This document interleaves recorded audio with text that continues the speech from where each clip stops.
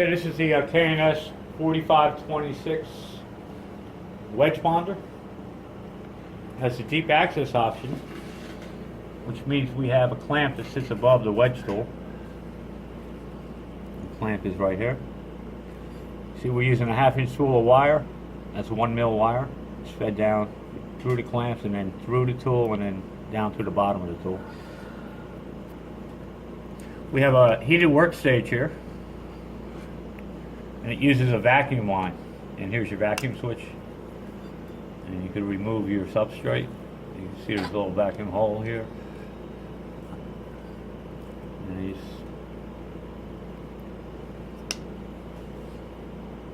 turn the vacuum on, and now it's secured. We have that heated to 150 degrees Celsius. We're doing a gold wire. That's the recommended temperature. So we have fiber optic lighting here. It's coming down, and you can adjust that. And we also have a target illuminator. And you can see the cross here.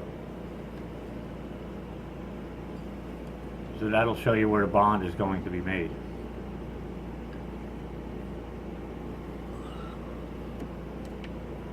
Then we have our chessman on our right here. That moves your stage.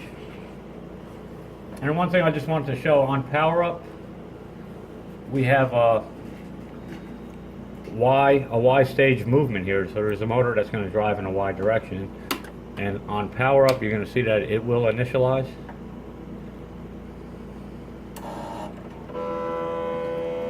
It takes a little while, but you can hear the motor turning.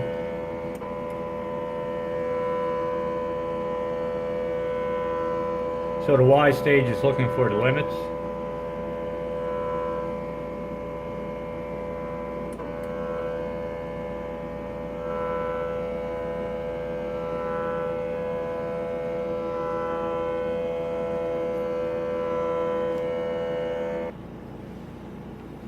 Okay, on the left-hand side here we have a bunch of adjustments that can be made.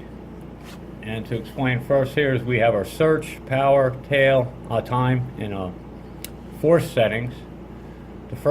The upper row is for your first channel, which you can see is lit up here now.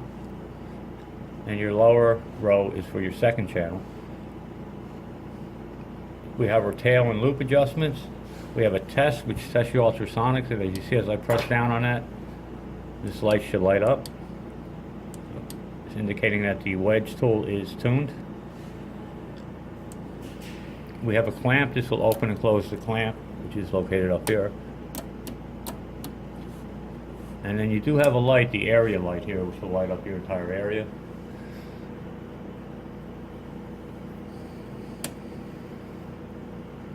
Okay, moving over to the right side. Again, we have our temperature controller. And the work stage is removable. And it gets plugged in down here at the heater and a TC, which stands for thermocouple, which reads the temperature of the stage.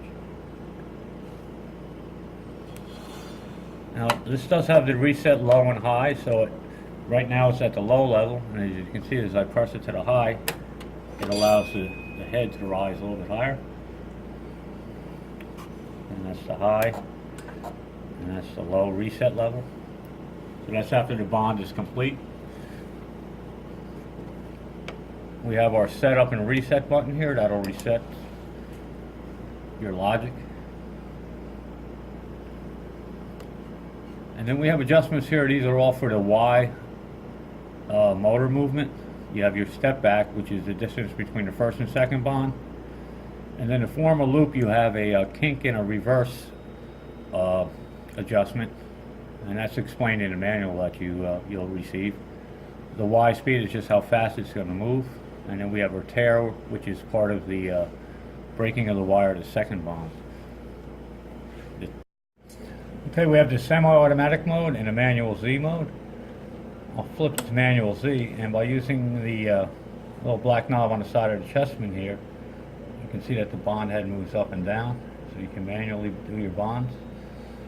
Let's go ahead and do one here. So I'll bring it down and bond 1,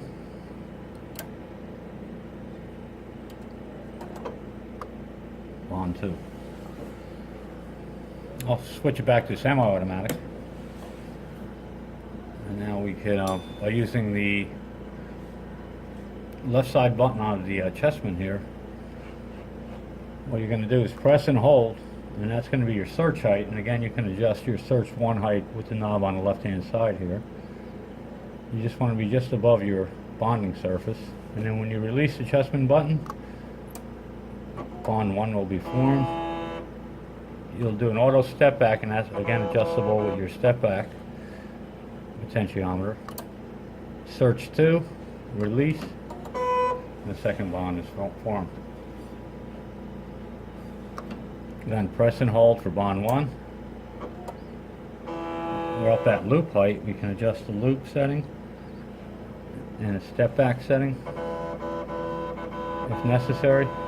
Once that's set, you can leave it.